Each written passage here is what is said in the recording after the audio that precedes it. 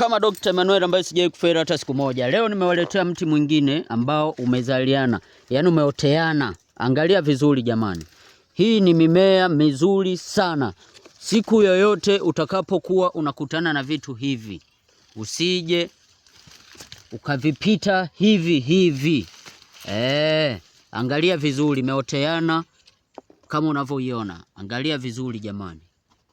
Unaona? Hii ni mimea mizuri sana kwa kufungua vifungo vilivyofungwa. Unataka kujifungua, kujitoa kwenye hatari, kuwa na ndugu na marafiki kwako, usiishiwe watu. Hakikisha unachukua haya hapa. Unatumia kama kujifukiza, lakini pia unaweza kutumia kudekia ndani kwako. Ni mizuri sana. Iangalie kwa makini sana. Umeona? Ni mti ambao umeoteana. Umeona? Kuna mti wa kwanza huu hapa umeota. Umeona? Huu hapa. Na huu ni tofauti. Haya. Tunakuja. Kuna huu na huu ni tofauti. Umeona? Haya, tunakuja. Unauona? Kuna huu hapa. Aka hapa ambako kamerandaranda, kamepanda mpaka huko juu. Umeona? Ni mti mwingine. Na maana ni mti mmoja lakini una miti ambayo imeota ndani. Humu ndani una miti karibia 4 ambayo imeoteana humo. Ni jambo ambalo sio la kawaida. Kwa polini kama hapa, polini kama unavyoona.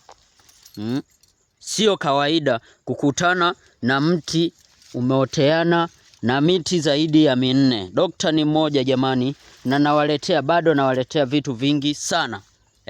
Sasa utakachokichukua, unaweza ukachuma kidogo mpaka vinatimia vyote vilivyooteana. Alafu changanya, kisha changanya, tumia kuogea, tumia kujifukiza, tumia kudekia sehemu kwako, hata kwenye biashara, unaduka, wewe ni mfanya biashara, unahitaji kuvuta kuwa na watu wengi dukani kwako au nyumbani kwako, usikose wageni. Hakikisha vitu hivi unavyo.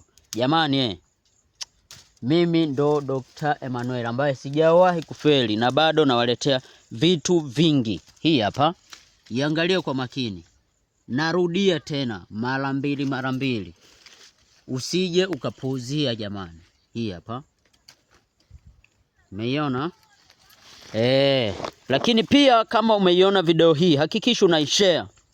Hakikisha kama hujanifollow, hakikisha una follow page hii. Lakini pia